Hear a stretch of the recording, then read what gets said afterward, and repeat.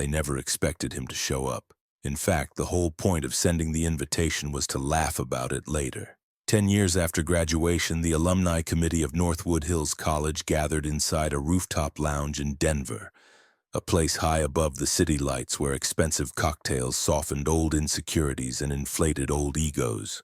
The golden hour sun melted across the skyline, turning glass towers into molten orange blades, and the four planners sat smugly at their private table as if the world existed only to frame their comfort. They were older now, wealthier, louder, but at their core, exactly who they had always been. Luca Raver, the self-appointed leader, leaned back with a grin that belonged in a luxury menswear ad. He scrolled through the digital guest list, his cologne stronger than his moral compass. To his right sat Marlo Vess, perfectly put together, nose buried in her phone as she curated her life one filtered photo at a time. Across from them were Rowan Pierce, an attorney who survived on caffeine and superiority, and Callum Dre, a tech founder who hadn't slept properly since his first funding round. They were reminiscing about college memories, not the warm kind, but the kind you had to squint to call nostalgic.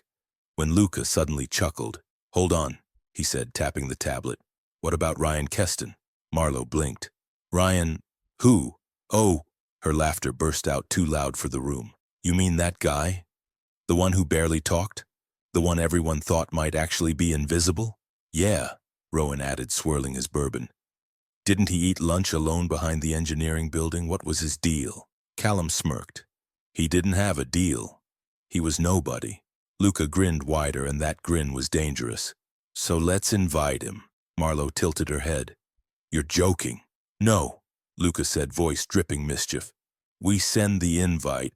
He shows up wearing whatever he finds from a thrift bin. We act thrilled to see him. People will lose it." Callum drummed his fingers on the table. "Let's do it." Rowan raised his glass. "To the reunion, and to the entertainment." Their glasses clinked together, sharp, bright, and hollow. Luca typed in the name, Ryan Keston. A notification pinged. Invitation delivered. They didn't know that the man once known as the class nobody had become something else entirely. They didn't know he was now Air Force Lieutenant Ryan Keston, call sign the Ghost, a pilot whose stealth humanitarian extractions had saved entire teams in war zones and disaster regions. They didn't know whispers of him circulated through military bases like folklore. They didn't know men decorated with medals spoke his name with respect. They only remembered the quiet kid who vanished between classes. And as the sun dipped lower and the city lights flickered awake, before I tell you what happened next, subscribe the channel and let me know in the comments where are you watching from. It helps more than you know. The scene shifted, but instead of showing Ryan's face, it showed fragments of memory. A lecture hall where Ryan sat alone, headphones on, sketching aircraft blueprints no one cared to ask about. A dorm hallway where jokes whispered behind his back followed him like a shadow. A cafeteria moment where someone spilled soda on his notebook and laughed when he quietly wiped it off. A graduation day where he walked out alone, no applause waiting for him. And then the image froze. His senior photo. Eyes looking forward, expression neutral. A young man with no idea he would one day be the best helicopter pilot in his unit. A man the world would call the Ghost. Back in the modern day, Rowan glanced at his phone. No RSVP from Ryan. Of course not, Marlo scoffed. Guys like him don't show up. Luca shrugged. We'll see. They moved on, returning to their drinks, unaware the world was already shifting in a direction none of them could anticipate. Because 10 years change people. And sometimes they turn ghosts into legends. They thought he wouldn't come, but the thunder that would shake their reunion had already begun its slow, distant approach. The night of the reunion arrived with the kind of artificial glamour only wealthy alumni gatherings could produce. The ballroom of the Vaughn Crest Summit Hall overlooked the whole city of Denver, its glass walls catching reflections of moving headlights far below. Inside, the chandeliers burned like captured stars, casting warm light across linen-draped tables and expensively dressed guests who hadn't learned a thing in 10 years. Music drifted through the air. Soft jazz, elegant, entirely unlike the people it surrounded. Luca Raver stood near the entrance, adjusting his cufflinks with the confidence of a man who believed the universe existed for his convenience. Marlo Vess was already filming an Instagram story, panning across the room with a bright plastic smile. Rowan Pierce nursed his whiskey, scanning the room like he was evaluating a jury. Callum Dre checked his watch for the third time in 1 minute, mostly because he enjoyed looking busy. Still nothing from him, Rowan muttered. Told you he wouldn't show. Luca smirked. Ryan Keston, please. The guy probably didn't even open the invite. Marlo chimed in. Come on, even if he did, what would he do? Walk in here with that backpack he used to carry everywhere, the one taped at the straps? They laughed. Sharp and easy. But somewhere outside, in a place far beyond their assumptions, a deep mechanical rumble cut through the night sky. The sound rolled over the distant mountains, low and steady, powerful enough to vibrate through the glass walls of the ballroom. Inside, no one noticed. Not yet. The reunion unfolded the same way every reunion does. Exaggerated greetings, forced nostalgia, and quiet jealousy disguised as admiration. There were toasts, jokes about aging, awkward compliments about weight loss or weight gain. Their old yearbook photos appeared on the huge projection screen at the back of the hall, rotating slowly like ghosts of a past everyone pretended to cherish. Then one image appeared on the screen, a young Ryan Keston, thin, quiet, forgettable. The room laughed, loudly, mindlessly. Marlo snickered behind her hand. Oh my God, I completely forgot how awkward he looked. Ghost boy, Callum added, not realizing how close he was to the truth. Didn't he disappear between classes without anyone seeing him? He was born to be a nobody, Luca said, raising his glass. Some people just are. The laughter echoed against the glass walls, but then a tremor passed through the floor. First, people thought it was part of the bass from the sound system, until the chandeliers began to sway, their crystals clinking against one another like nervous teeth. The music stopped. The chatter died. Another tremor. Stronger. Marlo lowered her phone slowly. What was that? From outside, a rhythmic thunder grew, each beat heavier than the last. Thump, thump, thump. Guests rushed toward the glass walls, pressing their hands and faces against the cold surface. The night sky outside flickered with distant lights. Not fireworks, not lightning. Something was descending. A streak of light. Dust swirling. Wind whipping across the manicured lawn, and then the silhouette emerged through the haze. A colossal AH-64 Apache helicopter lowered itself with predatory grace on its landing lights blazed white-hot, burning against the darkness. People screamed. Some covered their ears. Others simply froze. The massive machine touched down with a shudder, and the rotor wash swept across the glass so hard the entire ballroom seemed to breathe inward. And then, as if that weren't enough, headlights appeared behind it. A military convoy. 3 armored vehicles rolled up behind the Apache, engines rumbling like rolling thunder. The entire reunion, 200 guests dressed in their finest, stood in silent disbelief. Is that the army? Someone whispered. No, another replied. That's Air Force support. Luca stared, mouth open, his face pale. Why would they come here? Rowan swallowed. Who are they here for? The Apache's side door opened. A boot stepped out. Then another. A man emerged, framed by the helicopter's interior lights. Tall, broad-shouldered, wearing an Air Force flight suit marked with patches no civilian in that room could decipher. His helmet hung at his side. His posture was unshakable. His presence carved the air. Someone whispered, barely audible. Who is that? But Marlo said what everyone else was thinking. That can't be Ryan Keston. The man stepped forward, dust swirling around his boots, convoy engines rumbling behind him. It was him, Ryan Keston. The ghost had arrived, and he hadn't come alone. What no one in that ballroom realized yet was that the most shocking part of the night hadn't even begun. For a long moment, the only sound was the thinning hum of the Apache's slowing blades. Dust settled across the manicured lawn like mist, drifting past the floor-to-ceiling glass where 200 stunned guests stood frozen in place.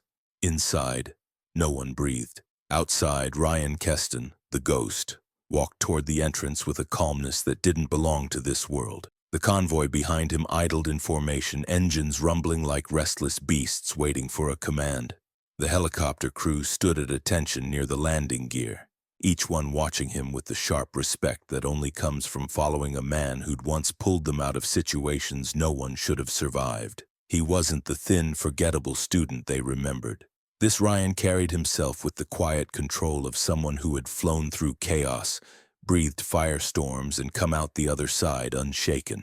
His face was stronger, his expression disciplined, and his eyes, once tired and overlooked, now held a focus forged in places colder and darker than anyone in that ballroom would ever know. And as he stepped onto the walkway, the ballroom doors opened automatically, revealing Luca, Marlo, Rowan, and Callum standing just inside, exactly where they'd been when his yearbook photo flashed moments earlier.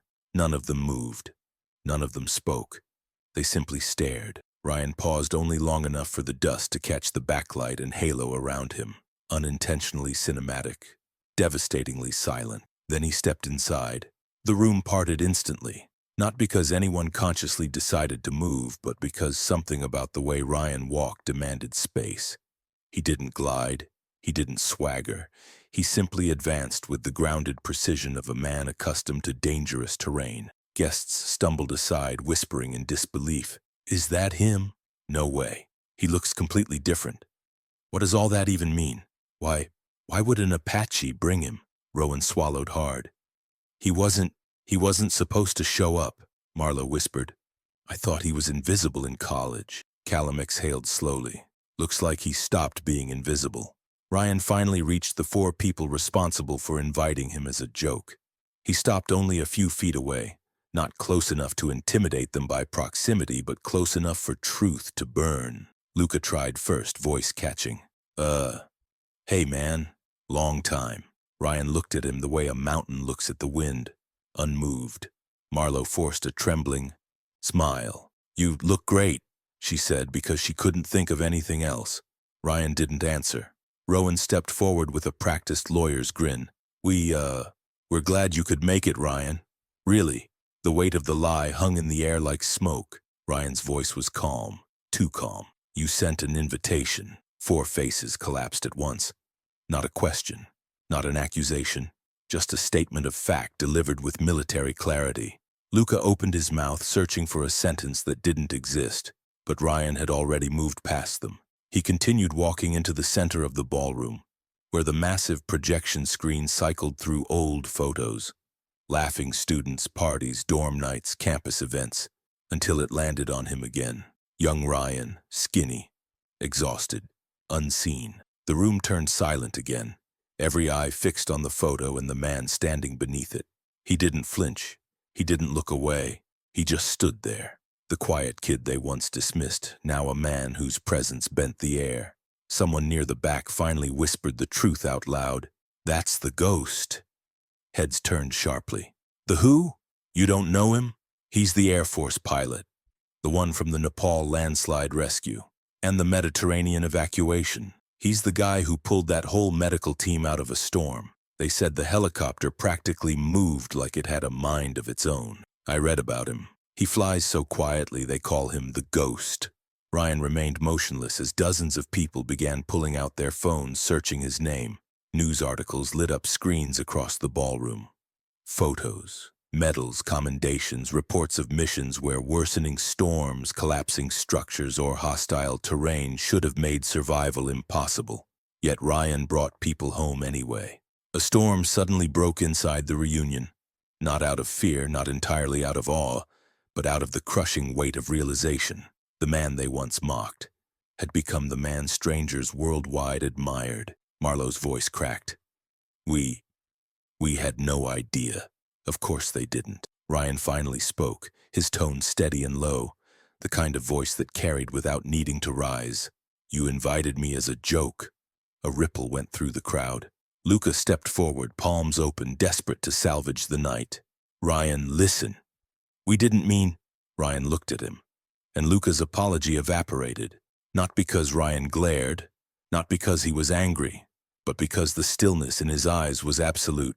The stillness of someone who had flown through storms none of them could imagine. He didn't have to say more. The truth echoed without volume. He walked past them again, toward the balcony doors, giving the room its first breath since he entered.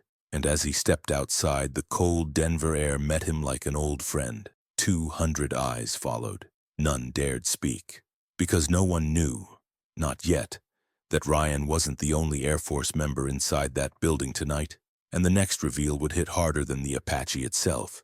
The night air on the balcony was crisp, edged with the faint scent of pine drifting down from the mountains beyond the city. Ryan Keston stepped into the open, resting his palms lightly on the cool railing as Denver sprawled beneath him, a quiet, shimmering map of lights. Inside the ballroom, no one moved. No one breathed normally yet. They watched him through the glass like observers at an exhibit, unsure whether approaching him would calm their guilt or crush them under it. Ryan didn't look back. He needed a moment. Not to compose himself. He didn't rattle easily, but because this wasn't the world he lived in anymore. He wasn't used to polished floors, curated playlists, or people who measured worth by designer labels. He lived in skies filled with storm winds and decisions that mattered. He lived in the silence between rotor blades, the breath before a rescue, the weight of lives in his hands. So he stood there, letting the quiet settle around him. Behind him, the doors clicked open. Footsteps approached, slow and uncertain. Ryan didn't turn. He already knew who it was. "Ryan?" a hesitant voice asked. Softer, unfamiliar in its vulnerability. He faced her. It was Evelyn Merrick, one of the few people from college he remembered for reasons that weren't cruel. They'd never been close, but she wasn't unkind. She wasn't loud. Mostly she'd existed on the edges with a shy smile and books stacked in her arms. She looked different now, more confident maybe, but her eyes held the same gentle steadiness. I'm glad you came," she said softly. Ryan didn't respond immediately. He studied her face, trying to determine whether she meant it or whether this was just another apology forced into existence by shock. "You don't have to talk to me," Ryan said. Not rude, just honest. Evelyn swallowed. "I know, but I want to." There was no trembling in her voice, no guilt-clouded flattery, just sincerity. Something rare in a room full of polished masks. Before Ryan could reply, a familiar voice echoed from the balcony entrance. "Lieutenant?" The single word cut through the air like a blade of authority.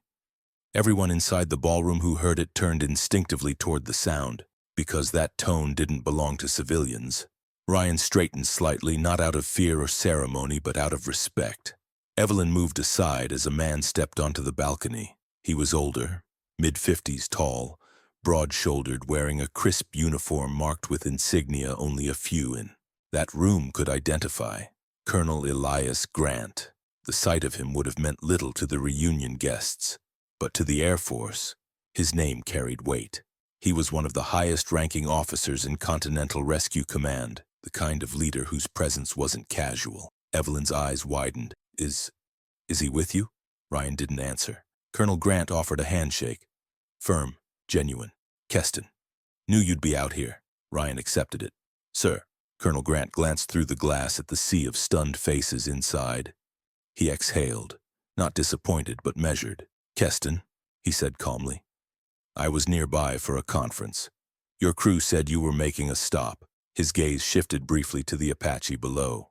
"I didn't expect this." Ryan didn't smile, but the tension in his shoulders eased slightly. "Neither did I." Colonel Grant turned toward the crowd inside, 200 people motionless, watching the balcony like a stage. Then he addressed Ryan in a voice that carried through the glass and across the room. "You never told your classmates who you became." Inside, someone whispered. "Who he became," the colonel continued. "Lieutenant Ryan Keston is one of the most decorated humanitarian extraction pilots in active service. His unit calls him the Ghost, because he can fly through terrain where no one else can maintain control, because he gets teams out when every forecast says they shouldn't make it out at all." A hush spread like a cold wave across the ballroom. The colonel wasn't boasting. He wasn't emotional. He was simply stating facts. "No pilot under my command," he continued, "has saved more lives in the past 5 years than this man." Evelyn's breath caught. Inside, jaws dropped. Someone muttered, "This can't be real." But it was. Colonel Grant turned back to Ryan. "For what it's worth," he said quietly, "I'm proud of you, more than you know." Ryan lowered his head slightly. the closest thing he ever gave to a bow. When the colonel stepped back into the ballroom, the guests parted as if someone had split the air itself. He disappeared into the crowd with the calm dignity of a man used to commanding emergency zones. And then, a second figure stepped onto the balcony. Shorter, younger, uniformed. Sergeant Khalil Brooks, Ryan's crew chief, the one who trusted him with his life on every mission. The sergeant saluted. Ryan returned it. Evelyn stepped back, overwhelmed. The entire reunion, shaken to its core, watched Ryan Keston surrounded by the very people who had once relied on him in skies far from the sheltered comfort of a college campus. She whispered, barely audible, "They really call you the ghost?" Ryan nodded. "They do." Inside the hall, guilt simmered. Shock deepened. The weight of their cruelty pressed on them like gravity. None of them had expected this. None had imagined the quiet kid would become someone legends whispered about. But the night wasn't over. Something even heavier, quieter, sharper, was still waiting, because in a few minutes someone inside that ballroom would try to speak to Ryan. And what he'd say next would silence the entire reunion all over again. The ballroom had shifted. Moments ago it buzzed with artificial cheer, lights, laughter, and shallow reunions. Now it hummed with something entirely different. Tension, guilt, and the faint tremor of realization threading through every guest. Inside, people whispered Ryan's name like a secret they were afraid to say too loudly. "They call him the Ghost. He saved entire teams. I can't believe we used to ignore him." No one dared to get too close. Not yet. Ryan returned from the balcony, moving with the same steady calm that had carried him through storms, landslides, and collapsing buildings. Evelyn followed a step behind, uncertain whether she should stay by his side or let him walk alone. He crossed the ballroom without a sound, but the crowd responded as if a current passed through it. Heads turning, bodies shifting, murmurs rising. The giant projection screen behind him flashed once more. Ryan at 20. Ryan with blueprints in his notebook. Ryan sitting alone in a crowded cafeteria, and the room flinched. Not from the image, but from the ghost of their own memory. Ryan stopped at the center of the hall, letting his gaze sweep the room. Not judging, not demanding anything, just looking. People dropped their eyes when his landed on them. All except one, Luca Raver. He finally stepped forward, attempting a smile that couldn't hide the tremor in his jaw. "Ryan, look man, earlier tonight we were just..." Ryan didn't blink. "Laughing?" A murmur rippled through the room. Luca swallowed. "It was nostalgia. You know how reunions are."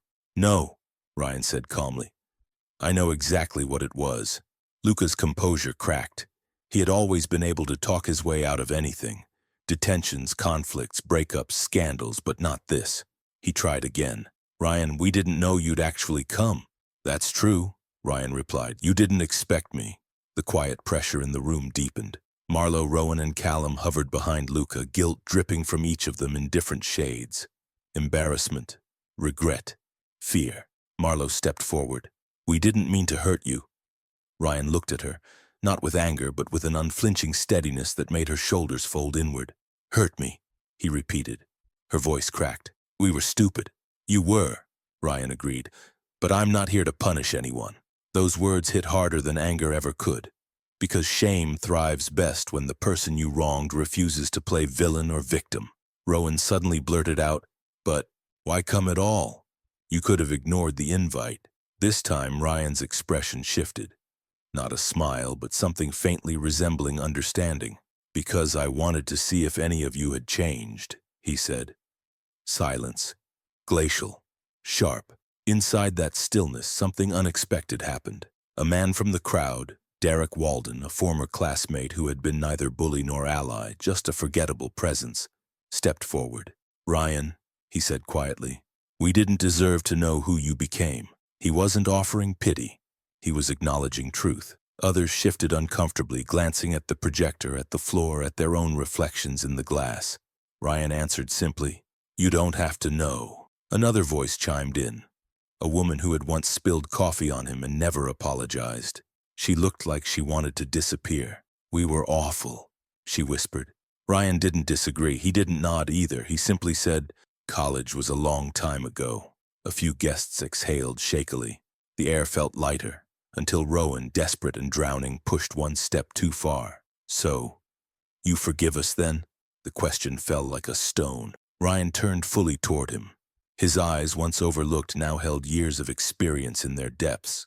"I don't need to forgive you," he said, voice low but clear. "You don't have anything I need." The room froze. Not because the words were cruel, they weren't. They were just true. Forgiveness implied something had been taken from him. Ryan Keston had lost nothing. He'd left, grown, risen, become. Everything he was now had been shaped far from these walls, far from the people standing before him in their expensive clothes and fragile egos. Luca's mouth opened, then closed again. There was nothing left to say. And then a crackle echoed through the ballroom. The doors opened. Sergeant Khalil Brooks stepped in, posture rigid, eyes sharp. "Sir," he called, addressing Ryan with the crisp respect of a man who trusted him with his life. "They're prepping the convoy, weather's shifting, we need to be wheels up soon." Guests watched in awe, as though they were witnessing the final scene of a movie they never realized they were in. Ryan nodded once. "I'll be out shortly." Sergeant Brooks saluted, stepped out, and left the room buzzing with stunned silence. Ryan took one last look at the room, at the faces that once overlooked him, at the people who never imagined who he'd become. He didn't look smug, or triumphant, or angry, just calm, just present, just done. He turned toward the exit. 200 pairs of eyes followed. But before Ryan could leave the building, someone called his name, and what happened next closed the final chapter of his past in a way no one expected. Ryan Keston was only a few steps from the exit when someone spoke his name. Not loudly, not desperately, just clearly enough to stop a man who had flown through storms. "Ryan?" The voice came from near the bar, soft but steady. He turned. A man stepped forward. Adrian Holt, a math major Ryan had once shared a lab table with. Not a bully, not a friend, just a quiet kid who offered him a pencil once and didn't laugh when others did. Adrian looked older, a little worn around the edges, but there was sincerity in his eyes Ryan recognized immediately. "I just wanted to say," Adrian swallowed, not to hold back tears, but to anchor his words. "I saw everything they did to you back then. I didn't join in, but I didn't stop it either. I should have." Ryan blinked once. Adrian continued, voice firming.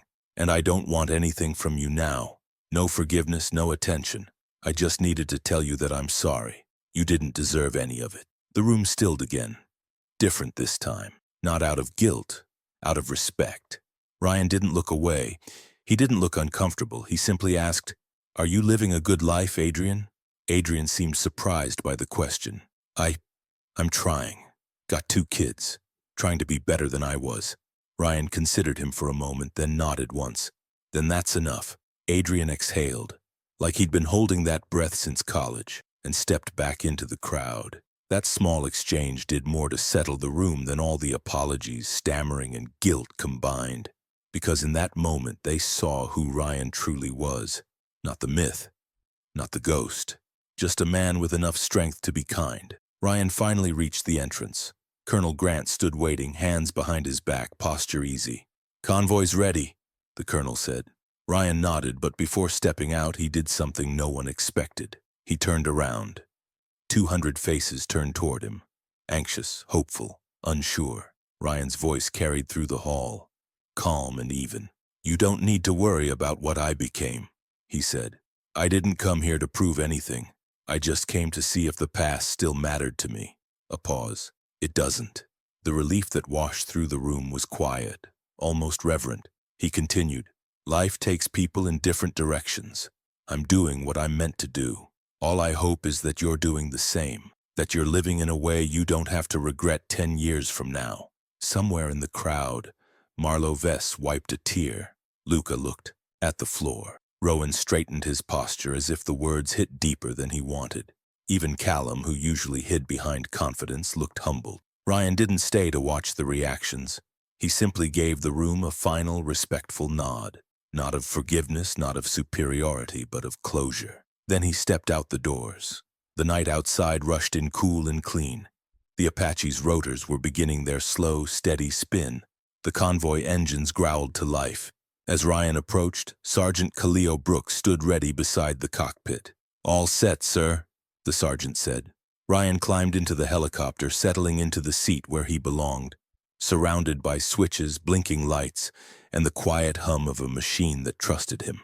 Through the glass of the cockpit, he could still see the ballroom's glowing windows, people lined up inside watching, not gawking, not mocking, watching with respect. The blades accelerated, wind whipped across the lawn, dust swirled upward, and the Apache lifted, rising into the Denver night with the smooth, effortless control Ryan was famous for. The convoy below peeled away from the hall, headlights moving like serpents across the drive. Inside the helicopter, Ryan stared forward, not back. He had walked into his past and left with the truth. There was nothing behind him worth carrying anymore. High above the city, the Apache banked gracefully, lights blinking against the dark sky. Denver spread beneath them like a constellation of new beginnings. Ryan breathed out, steady. The ghost was moving on. And if you've been listening this far, subscribe to the channel and let me know in the comments what time it is where you're watching from. It helps more than you know.